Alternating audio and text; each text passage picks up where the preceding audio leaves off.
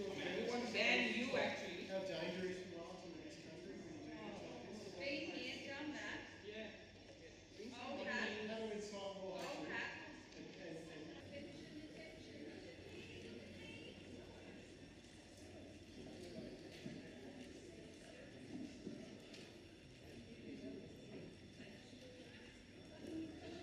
Nothing to offer, but the same time, you have nothing to offer to this country except side or stance. Did you just come from Afghanistan? Wow, Pauline.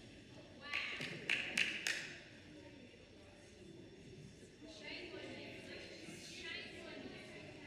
Why are you wanting the spotlight? Lock the doors.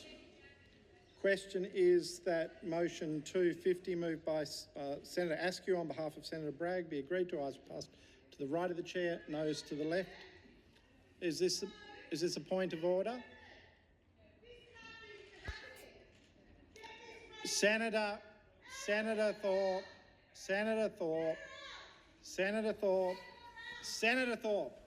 resume your seat. Senator Thorpe, resume your seat. This matter has been considered before. Dress is a matter for individual senators' conscience. And Senator Faruqi. President, a dress code might be a choice of the senators, but racism should not be the choice of the Senate. This is a racist senator displaying blatant racism and Islamophobia, President, and someone should pull her up on that. Senator Faruqi. And it is you in the chair. You should be pulling her up on that. Resume your seat. Senator Payman, on the same issue, I take it. What else would I be talking about, Deputy President? Because if this is about the dress code, she is disrespecting a faith. She is disrespecting the Muslims out there, Muslim Australians. It's absolutely unconstitutional. This needs to be dealt with immediately before we proceed. Senator Whish-Wilson, if this is on the same matter, I'm not going to entertain any more. Order that's different, Deputy President. Senator Whish-Wilson. Senator Hanson is using a prop in the Senate, and it's a dangerous prop. Dangerous Senator to this country, Whish-Wilson. but I ask that you rule on her bringing a prop into the Senate. Senator, it is not her normal dress code, Deputy President. It is clearly a prop to make a political statement. If I was to wear a Greens T-shirt in here or a Fremantle Dockers shirt or Senator whatever, I would get shown the door. Resume your seat. This matter has been ruled on before. Senator Thorpe, resume your seat. Senator Thorpe, resume your seat.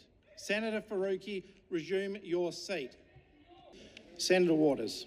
Deputy President, I would like to request that you review your earlier ruling, because clearly what has happened today is not a genuine demonstration of faith. In fact, it is the middle finger to people of faith. It is extremely racist and unsafe, and I would like you to reconsider your earlier ruling that it is not appropriate in this Senate to draw attention to a religion that this person does not even subscribe to. It is an insult, and it must be against the standing orders. I would like you to review your earlier ruling. Senator Waters, I will absolutely review it, and I will also refer it to the President. I'm happy to step out of the chair for the President.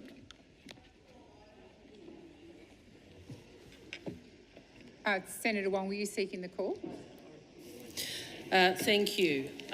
President, I rise to ask that you reflect the ruling of Senator Parry when in the President's chair in relation to a similar stunt by this senator in this place. And I would remind those who may not have been here of what the then Leader of the Government, Senator Brandis, said at the time. He says to Senator Hanson, "Senator, I'm not going to pretend to ignore the stunt you have tried to pull today by arriving in the chamber dressed in a burqa when we all know you are not an adherent of the Islamic faith. I would caution and counsel you with respect to be very, very careful of the offence you may do to the religious sensibilities of other Australians.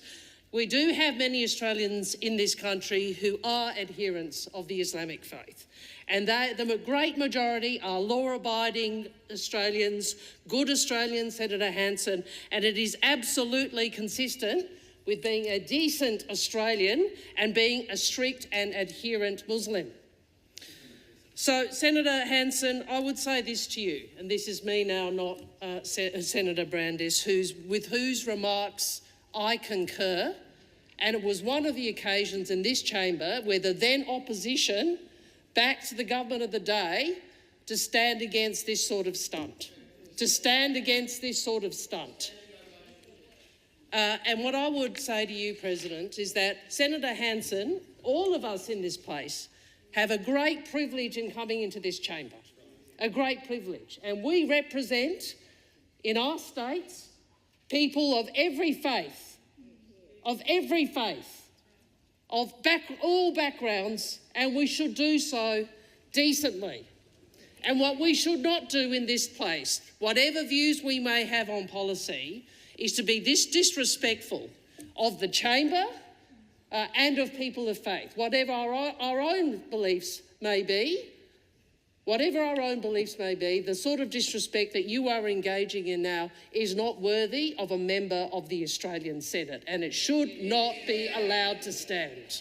So I ask President, that you take advice from the clerk, and I'd refer you to the ruling of Senator Parry when he was the President in relation to precisely the same issue that we are seeing today.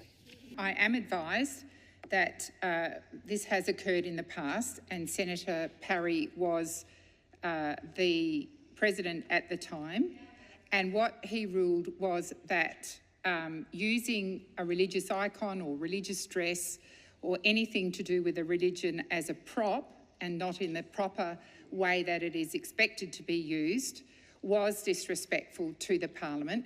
At that time, he asked Senator Hanson to either remove the item of clothing that she's wearing or risk suspension. I intend to uphold the ruling of Senator Parry and ask Senator Hanson to remove herself from the chamber and remove the clothing and come back dressed appropriately, or risk suspension, and she certainly will not be heard if she doesn't remove herself from the chamber. Thank you, Senators. I am advised that because we are on a point, Senator Hanson, you will not be heard. Senator Hanson, you will not be heard. Senator Hanson, you will not be heard. I've repeated the order that Senator Parry gave, and I understand. Senator Hanson, I'm going to call on the Leader of Government. Yep. I would ask that we move to the next item of business, President. Yes.